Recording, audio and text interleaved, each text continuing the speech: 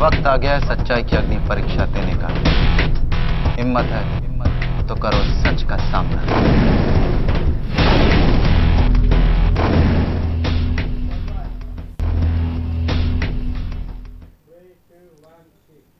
झूठ को एक बार बोलिए चाहे 100 बार बोलिए, झूठ तो झूठ ही रहता है। शायद शोएब मलिक ने भी कोशिश की कि वो झूठ को 100 बार बोलें तो शायद वो झूठ सच साबित हो जाए, लेकिन ऐसा हुआ नहीं। शोएब नाकाम रहे। शोएब फंसे इस वजह से क्योंकि वो याद नहीं रख सके कि कब और किससे उन्होंने कहाँ क्या क्या कहा था। अपनी शादी पर पहले शोएब ने इनकार किया, लेकिन जब सबूतों के जाल में वो फंस गए तो फिर करना पड़ा इकरार। ये इकरार कि हैदराबाद की आयशा उनकी पहली दुल्हन ही है। शोएब ने पहले किया इकरार। मेरा निकाह हो चुका हुआ है और वो जद्दा में रहते हैं, वैसे वो इंडिया हैदराबाद के रहने वाले हैं। बेसिकली उनका नाम आयशा है और मैं बहुत खुश हूँ। This is my wife's home, so I am so happy. Congratulations on your marriage. Thank you very much. लेकिन फिर कर दिया इनकार। Why she's making statements behind the camera? Where is she? I am standing here making my statements. Where is she? लेकिन झूठ ना बन सका सच। फिर शोएब को माननी पड़ी आयशा से निकाह की बात।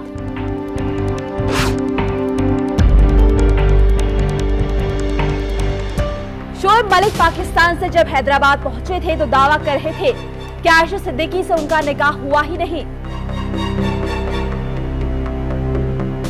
पहले शोएब बोले कि निकाहनामा फर्जी है, फिर उन्होंने कहा कि निकाहनामे पर उनके दस्तखत नहीं है। उनके शरीक हयात यानी बीवी बनने जा रही सानिया मिर्जा भी कहती रही कि हकीकत उन्हें पता है और इस मामले में फैसला अदालत में ही होगा। लेकिन 2 दिन बीतते ही हकीकत सामने आ गई। टीवी के सामने खुशी खुशी शोएब ने जब निकाह की बात कबूली तो शायद उन्हें ये पता नहीं था कि यह खुशी बन जाएगी उनके खिलाफ बड़ा सबूत। आप फिर सुनिए कैसे आयशा से अपने निकाह की बात शोएब ने कबूली थी। मेरा निकाह हो चुका हुआ है और वो जद्दा में रहते हैं, वैसे वो इंडिया हैदराबाद के रहने वाले हैं। बेसिकली उनका नाम आयशा है और मैं बहुत खुश हूँ। This is my wife's home, so I am so happy. Congratulations on your marriage. Thank you very much.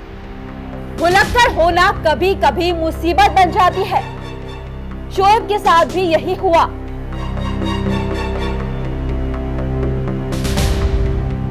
वो शायद भूल गए थे कि अपने इंटरव्यू में कैसे उन्होंने लिया था आयशा का नाम।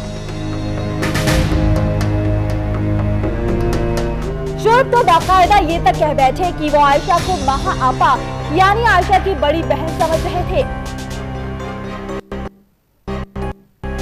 सानिया के प्रेम में गिरफ्तार शोएब ने कैसे किया था आयशा के साथ निकाह से इनकार, आप भी सुनिए।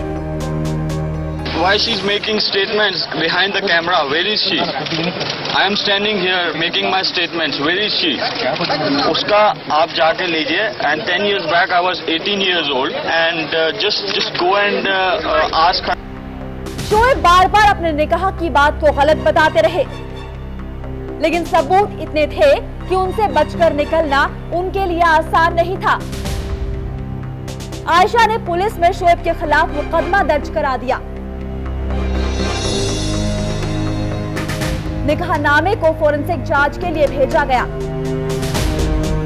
लेकिन सबसे बड़ा सबूत आयशा ने पुलिस को सौंपा मंगलवार को। ये सबूत था पहली रात को पहने गए कपड़े।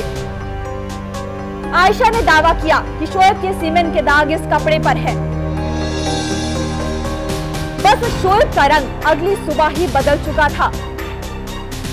फोरेंसिक जांच में फंसने का डर उनके दिल में शायद बैठ गया और वो कर बैठे फिर से इकरार कि आयशा उर्फ माहा ही उनकी पहली बीवी है। 100 बार एक झूठ को बोलकर शोएब इसे सच में नहीं बदल सके, लेकिन सवाल ये है कि उनकी दूसरी बीवी बनने जा रही सानिया को क्या ये हकीकत पता थी, या वो जिस हकीकत को जानने का दावा कर रही थी वो कुछ और ही थी। ब्यूरो रिपोर्ट, जन संदेश। शोएब और आयशा के तलाक के बाद आयशा के घर वालों ने एक प्रेस कॉन्फ्रेंस की जिसमें आयशा की मां के चेहरे पर खुशी नजर आई।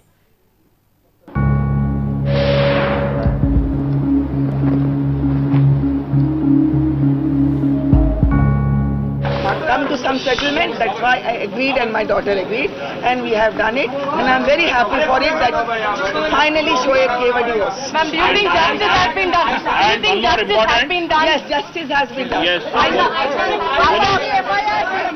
Is she relieved? Is she relieved after Ma'am, That I don't know. Ma'am, is she relieved? Is Aisha relieved? Obviously she will be relieved from ma'am. Please let her say that.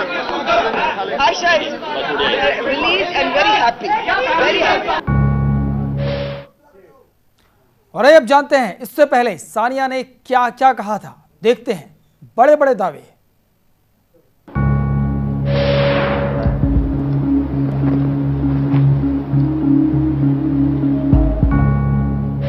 तारीख को ही है और I don't think कोई postpone होने की बात है। अभी तक 15 तारीख है।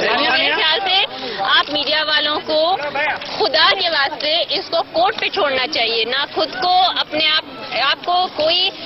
आपको लगता है कि ये सही बात है कि आप किसी के ऊपर झूठे इल्जाम डालें before it is proven. It is not right to put thing. We are self are saying if you prove it we are here, but if you don't prove it then it's very wrong. It's not right to see ourselves on TV and talking about him like this and see my future husband like this. It's not right. It's very painful for the family as well. जाहिर सी बात है ये दोनों परिवारों के लिए दर्द की बात तो है ही, क्योंकि दोनों परिवार अपनी लड़की ब्याहने जा रहे हैं और कहा जाता है कि लड़की ब्याहने के बाद ही जन्नत मिलती है, स्वर्ग मिलता है। जिस परिवार में कन्यादान नहीं होता वहाँ स्वर्ग नहीं मिलता। फिर जब कोई अपनी लड़की ब्याह रहा हो तो फिर वो कैसे दूल्हे का चरित्र ना देखे। सच का सामना में इतना ही। नमस्कार। वक्त आ गया है सच्चाई की अग्नि परीक्षा देने का। हिम्मत है तो करो सच का सामना।